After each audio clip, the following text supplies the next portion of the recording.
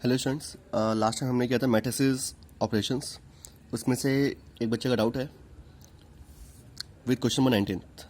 Okay, जिन बच्चों का question number 19 से ऊपर डाउट है आज तक सबमिट कर दीजिए ताकि मैं कल आपको उसके वीडियो सेंड कर सकूं। फिलहाल आज का जो डाउट है वो है question number 19 and 20। Let's start. Question number 19 में कहा गया है there is a trust fund. एक ट्रस्ट फंड है जिसमें है टोटल 30,000 रुपीज़ इन्हें इन्वेस्ट करना है। टोटल है 30,000 रुपीज़ जो कि इन्हें इन्वेस्ट करना है इन 2 डिफरेंट बॉन्ड्स, 2 बॉन्ड्स में। तो मान लीजिए एक है अगर मेरे पास एक्स, 2 बॉन्ड्स का मतलब है 2 टुकड़ों में।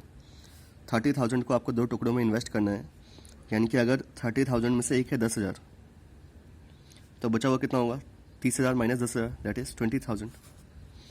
तो अगर एक है एक्स तो दूसरा होगा 30,000 माइनस एक्स। नेक्स्ट वन, आगे का आगे क्वेश्चन में जो फर्स्ट बॉन्ड है, जो भी फर्स्ट बॉन्ड आपकी मर्जी, आप फर्स्ट इसे लीजिए इसे लीजिए, किसी भी एक को लीजिए फर्स्ट। इस पर 5% का इंटरेस्ट मिल रहा है per year and on the second one there is a interest of 7% per year. आपको मैट्रिक्स मल्टीप्लिकेशन का इस्तेमाल करते हुए बताना है कि आखिर वो अमाउंट्स कितने होंगे। If the trust fund obtain a annual interest of 1800, अगर टोटल जो इंटरेस्ट आता है वो आता है 1800 का, 1800 का, तो फिर एक्स की वैल्यूज़ क्या रही होंगी, ये क्वेश्चन में पूछा गया है। So let's start. अब अगर आपने एक और क्वेश्चन देखो तो हमारे पास 2 चीज़ें हैं, पहला ये दूसरा ये। तो आपको इस तरीके से लिखना है कि जो आंसर आए वो आए 1800, यानी कि 1x1 मैट्रिक्स। तो अगर मैं एक को लिखता हूँ x और 30,000, पहला क्वेश्चन देखिएगा ध्यान से, फर्स्ट पार्ट, ताकि आपको आगे वाले क्वेश्चंस का बेसिक तरीका पता चले। अगर मैं अमाउंट को लिखता हूँ x 30,000 माइनस एक्स, ये 2 मैट्रिक्स, एंड परसेंटेज ये लिखा मैंने अमाउंट को, और परसेंट को मैंने लिखा 5% एंड 7%। आंसर लाना है मुझे 1x1। आंसर क्या होता है, पहले मैट्रिक्स का रो और सेकंड मैट्रिक्स का कॉलम वो इक्वल होगा, यानी कि ये 1 है तो दूसरा 2 होगा, और ये 2 है तो ये 1 होगा। इट शुड बी 1x2, यानी कि एक रो 2 कॉलम, एक रो और 2 कॉलम, इसका मतलब x और ये 30,000 माइनस एक्स, और दूसरा है 2 रो 1 कॉलम, यानी कि अगर 2 रो होना चाहिए, first row and second row, और कॉलम एक ही होना चाहिए। अगर आप इस हिसाब से लिखोगे तभी आपका आंसर 1x1 में आएगा। अगर आप इसको मान लीजिए लिखते हैं कि इस तरीके से 30,000 माइनस एक्स और एक्स 2x1 मल्टीप्लाई 7% इंटू 5%, इसको ये होगा आपके पास 1x2। तो जो आंसर आएगा वो आएगा 2x2 में, जो कि पॉसिबल नहीं होगा क्योंकि हमारे पास एक ही आंसर है 1800। अगर आप में से कोई सोच रहा है कि एक्स 30,000 माइनस एक्स और 7% 5% या 5% 7% ऐसे लिख दें, तो दिस इज़ 2x1 और ये भी 2x1। कंडीशन क्या होती है कि इसका रो इसका कॉलम इक्वल होना चाहिए, तो ये तो मल्टीप्लाई ही नहीं होगा। ओके, इस केस में ये 1 है ये भी 1 है, मल्टीप्लाई हो सकता है, बट जो हमारे पास आंसर दे रखा है, कंडीशन दे रखी है, उसके हिसाब से सेटिस्फाई नहीं होगी, इसलिए हम ये भी इस्तेमाल नहीं कर सकते। एक ही तरीका इस्तेमाल करने का दिस वन, आप एक को लिखिए 1x2 में और सेकंड को लिखिए 2x1 में। सो मल्टीप्लाई दिस, इसका मल्टीप्लाई ऐसे में, तो x इंटू 5x परसेंट का मतलब होता है 100, तो मैं यहाँ पे 100 लिख रहा हूँ, plus 30,000 minus x into 7, so 30,000 minus x into 7/100 equals to 1800। Now solve this. यहाँ हमारे पास एक मैट्रिक्स आ गया 1x1 में और ये भी 1x1 में। 5x/100 plus 30 into 7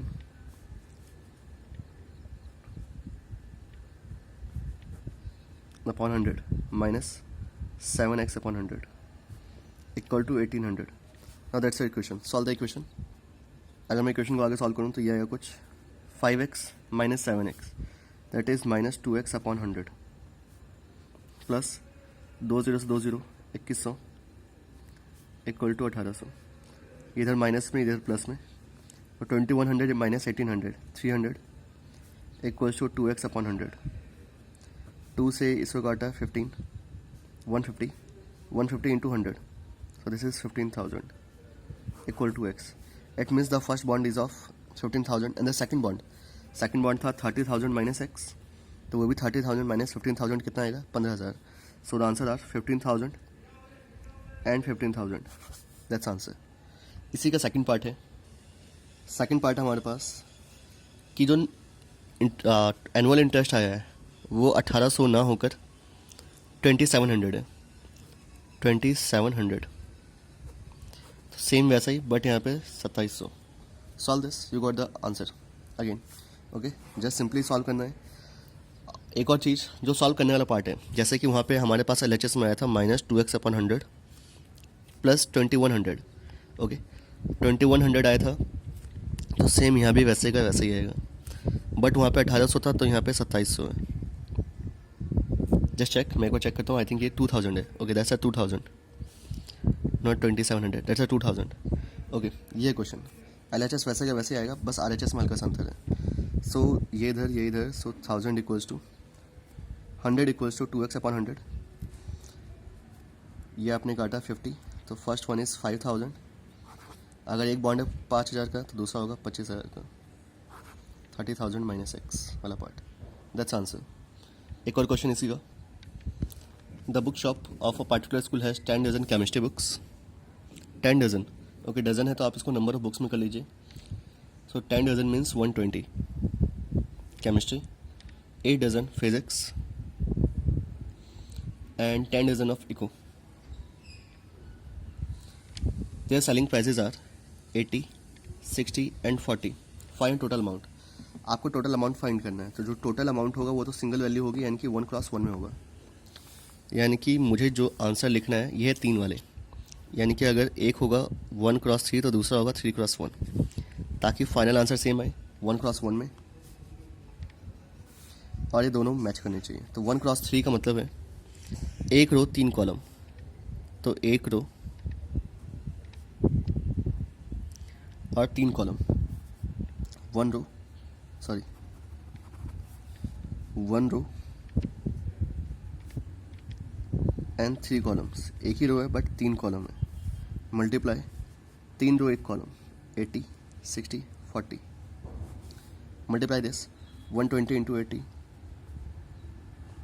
plus 96 into 60 plus 40 into 120 equals to the total amount. That's answer. Okay, try this. ये था बड़ा इजी सा क्वेश्चन. मिलते हैं नेक्स्ट वीडियो में. आप कोशिश कीजिए कि आज के आज मुझे जल्दी से सारे डाउट सेंड कर सके, जो भी आपके डाउट्स हैं इस एक्सरसाइज में या फिर पिछले एक्सरसाइज में. Thank you.